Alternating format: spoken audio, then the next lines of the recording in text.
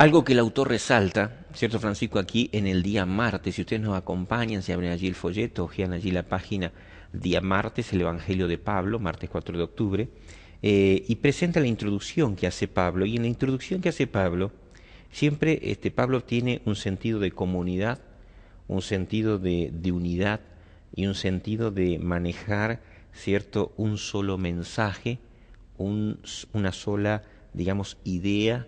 Y entonces aquí Pablo argumenta allí. En verso 2 dice que Pablo saluda y dice, y todos los hermanos que están conmigo a las iglesias de Galacia. Es decir, no es solamente Pablo hablando como algo, digamos así, que él tuvo una revelación personal y nadie la entiende y él es el único, sino que también incluye, dice, no, hay un grupo de creyentes que compartimos este mensaje, ¿no? No hay un exclusivismo allí de Pablo, solamente yo. Dice, allí, toda la comunidad, gracias y paz sean a vosotros de Dios, el Padre y de nuestro Señor Jesucristo. El autor hace énfasis en estas dos palabras, ¿no? Gracia y paz. En el día martes, él dice, uno de los rasgos singulares de la carta de Pablo es la forma en que vincula las palabras gracia y paz en los saludos. El vínculo ese, Francisco, no sé cómo vos lo comprendiste. No lo hace, digamos, en una forma para causar gracia, digamos, para causar digamos, diplomática o como un exactamente. estilo de forma. Yo creo que justamente... Como un cumplido, podríamos decir así. Exactamente. No es un simple buen día que agrega a un saludo, sino más bien es un resumen de lo que él, en su comprensión, le lleva a su pueblo. Quiere hacer, ¿Cierto? digamos, el propósito de su carta es gracia y paz. Podríamos decir una cosa así. Lo que realmente quiere transmitir, ¿no es cierto? Las buenas nuevas que viene a transmitir, es muy abreviado, ¿no es cierto?, el concepto, pero ellos, o sea, sin entrar, ¿no es cierto?, así en un análisis muy prolongado de las raíces de esas palabras, pero gracia y paz creo que es unas buenas palabras para resumir el Evangelio que tenemos. Y en cierto modo también él resumió en ese saludo, en esas dos palabras, en la unión de esas dos palabras, los que él venía a transmitir, ¿no es cierto? Gracia y paz. A lo largo de Gálatas vamos a ver que el mensaje es un mensaje liberador, es un mensaje donde vamos a encontrar el verdadero evangelio, que es la salvación justamente por la gracia y no por las obras. Es un mensaje que nos inspira a Jesús como el centro de toda comprensión acerca de lo que es el cristianismo, ¿no es cierto?, su obra por nosotros, su sacrificio. Entonces, hablar de gracia y de paz creo que es no solamente una buena introducción a una iglesia, a un pueblo, sino también es una buena referencia de lo que él está por transmitir a lo largo de otros versículos. Está bueno.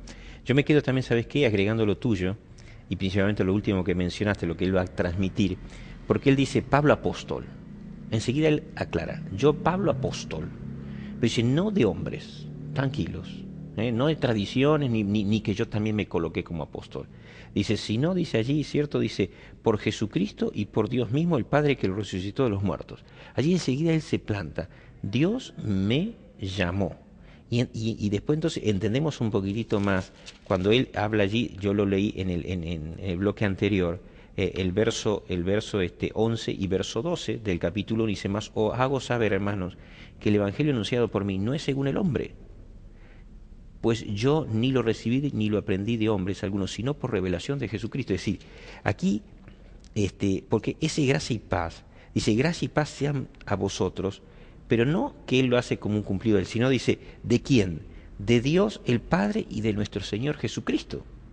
Es decir, él trae un mensaje revelado, un mensaje del cielo. Es decir, yo puedo decir, bueno, gracias, es decir, Dios te manda gracia y paz. Es decir, hay que estar en una altura de relación con Dios para vertir a una iglesia un mensaje así. Es decir, ahí revela que Pablo había tenido un encuentro. Sí, que hubo un convencimiento, que hubo un cambio en su corazón, que es realmente es un apóstol, Ujú, que lleva la palabra. Creo que el ujú. convencimiento, más allá, ¿no es cierto?, de lo que puede ser el factor psicológico de que uno pueda estar convencido de lo que, de la obra que quiere realizar, él no solo tenía ese convencimiento por lo que vivió, sino también por lo que él estaba sintiendo en su corazón. Él presenta allí en el testimonio, ¿cierto?, la última parte del capítulo 1, cómo Dios lo apartó y entonces cómo el mismo Dios, dice, lo enseñó.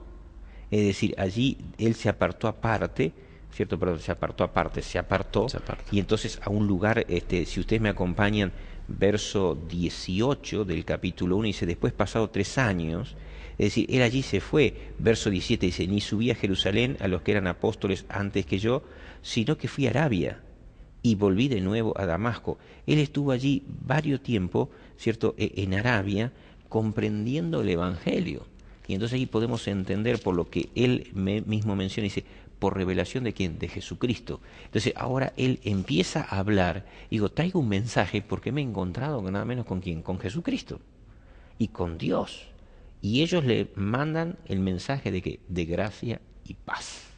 Entonces no solamente, cierto, se fortalece el tema de su apostolado, de su autoridad como apóstol, sino también se fortalece la importancia de su mensaje porque él tuvo una vivencia especial. Y él dice, yo no tengo duda de la vivencia que tuve. Y había testimonio de su cambio. Su cambio revelaba ese encuentro que él había tenido, ¿no? Y entonces aparece gracia y paz. Yo creo que en lo personal, cuando yo escucho de Pablo, gracia y paz, enseguida me viene Romanos. Romanos continuamente hablando de gracia. Romanos allí 3:24, por gracia sois salvos, ¿cierto? La gracia de Dios, no por obras para que nadie se gloríe. Pablo entiende el mensaje de justificación por la fe de una manera maravillosa. Si no tendríamos, creo que las cartas de Pablo sería muy duro, difícil de entender quizás de otra manera, pero Pablo haciendo, batallando, y entonces el resultado, si entendemos la paz, si entendemos, perdón, la gracia que Dios envía, cómo nosotros podemos a través de su gracia obtener la paz, allí Romanos 5:1, ¿no? Justificado pues por la fe obtenemos paz para con Dios. Es profundo. A eso Él lleva gracia y paz. Y bueno, ¿qué aspectos del Evangelio incluye la pregunta allí Pablo en Gálatas 1:1 al 6? Y entonces aparece allí, no hay otro evangelio. Pablo presenta allí, no hay otro evangelio, ¿no? Es decir, lo que yo predico no es diferente a lo que predica Pedro, Juan o los otros apóstoles. Hay uno solo. Y bueno, ¿qué más podemos decir? Aquí el autor presenta el evangelio de Pablo. Pareciera como que Pablo decía la suya y los otros decían la otra. Pero Pablo confronta esto y dice, no hay otro evangelio.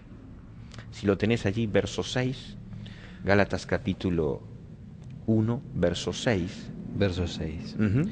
Estoy muy sorprendido de que ustedes se hayan alejado tan pronto de Dios, que los llamó mostrando en Cristo su bondad y se hayan pasado a otro evangelio.